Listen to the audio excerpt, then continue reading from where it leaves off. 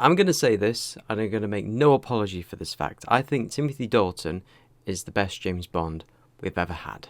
And personally, I don't think he gets the credit he deserves. You look at articles that rank the best James Bonds, you'll find that it's mostly Sean Connery or Roger Moore. And I get it, they're the classics. Many people's first James Bonds. Connery set the standard and had that easy charisma. Moore had the gentlemanness to him and mastered the humorous one-liners. And some list Daniel Craig or Pierce Brosnan at the top. Craig being the more action Bond and Brosnan being the, well, mixed blend between them all. But you rarely see Dalton at the top. I mean, you rarely see him at the bottom either. That space is often reserved for Lazenby. This never happened to the other fella.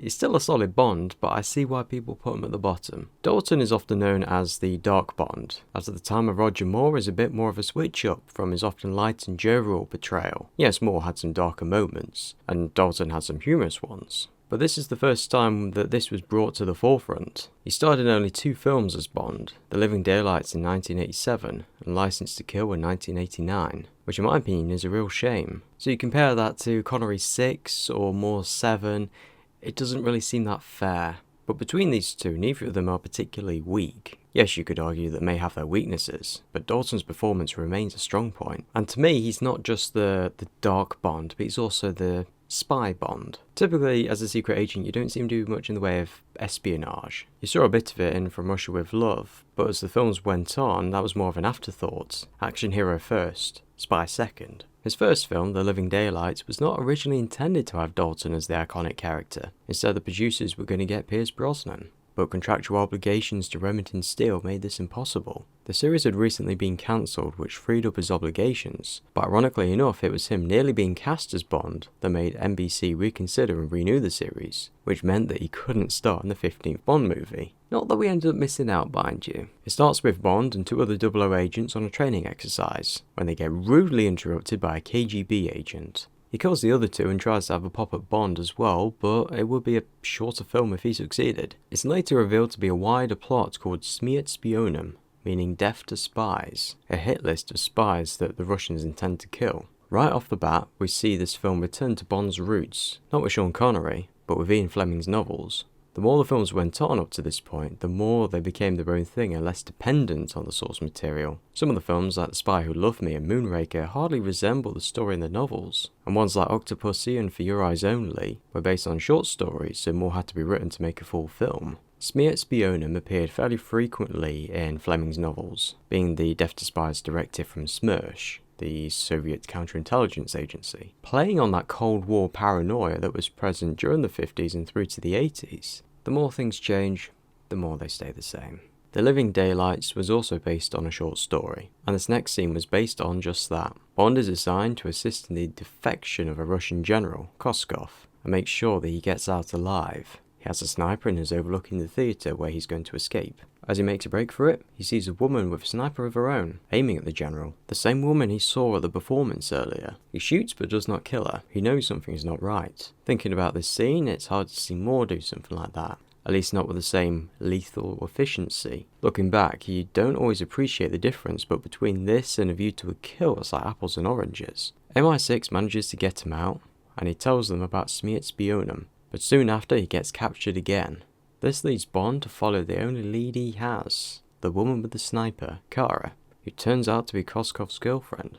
And I really like this setup. He lies and he says he's a friend of his in order to gain her trust. And the clever little bait and twist he does with the Russian agent feels like it could have happened in some declassified report from the 1950s. You get the usual Bond gadgets, the kitted out Aston Martin and the goofy escapes, but you also get that Cold War intrigue. Bond visits Pushkin, another general, believing him to be responsible. And with this, the film feels more in line with other contemporary Cold War thrillers. The end of the film sees Bond team up with the Mujahideen in Afghanistan in a raid against the Russian Air Force base, which is an odd sight. At least it didn't end with a title card like Rambo 3 did. It was a solid opening for Dalton, and it proved that this wasn't going to be the same portrayal that Moore was doing. He's a bit more rough and ready, he's a bit more ruthless, more efficient, but he still has that same charm. Like that scene with General Pushkin where Bond strips his girlfriend to distract the guard. Honestly, I have a hard time seeing Moore do something like that. Connery? Maybe, but not Moore. The next film, License to Kill, is a first for the franchise, being given a 15 rating in the UK, and for a good reason. While the film stayed at the PG level or PG equivalent, this is the first one to have some pretty graphic violence, arguably suiting the darker and grittier tone more. The film begins with Felix Leiter's wedding, with a slight interruption of a drug bust, a character who we've seen frequently throughout the series, although this time is the first time we've seen an actor return to the role, David Hedison. And it's a nice scene, seeing a long-standing and beloved character move on to the next phase of his life. It's good to see them live happily ever after. See you in hell!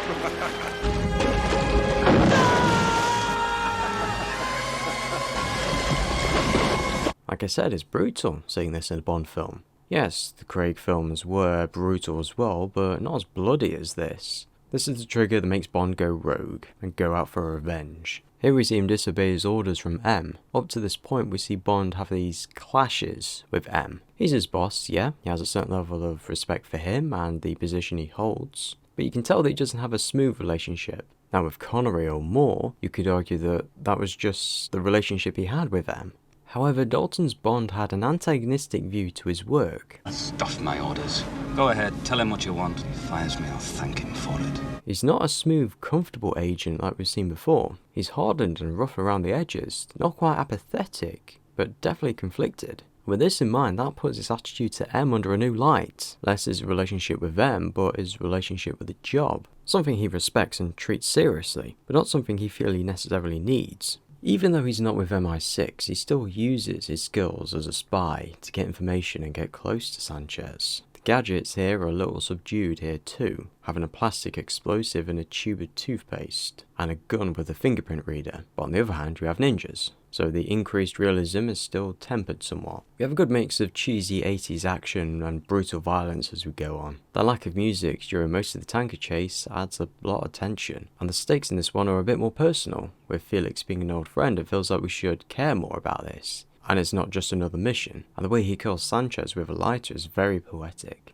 Dalton originally signed on to do 3 films, and the third one was in pre-production in 1990 and was aiming for a 1991 release. It was going to take place in Tokyo and Hong Kong, and the idea was to combine the best of both of those films. However, legal issues between Eon Productions and MGM stalled production for a number of years, so long that Dalton didn't want to return, so in 1995, James Bond returned in GoldenEye, with Pierce Brosnan taking the role. Although not leaving as big of a footprint on the franchise, Dalton's legacy is still felt in the films that came after, especially in Craig's portrayal. If we didn't have License to Kill, would we have had Casino Royale? Dalton walked so that Craig could run.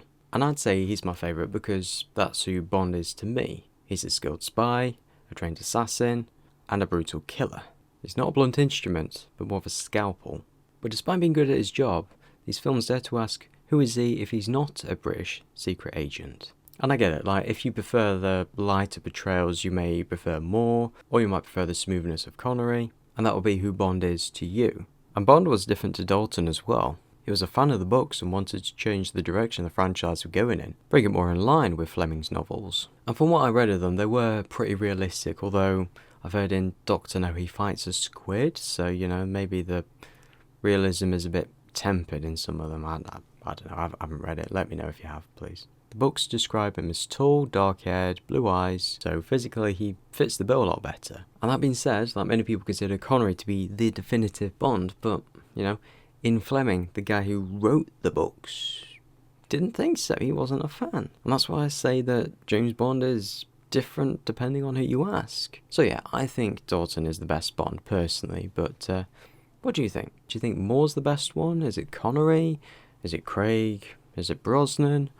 Do you think Lazenby is overlooked? You know, yeah, please let me know your favourite James Bond down below and tell me why. I like to know, like, how my opinion squares away with other people's and where other people sit in this sort of discussion. But yeah, thank you very much for watching. If you've reached this far, if you like what you see, please subscribe, and I'll see you later.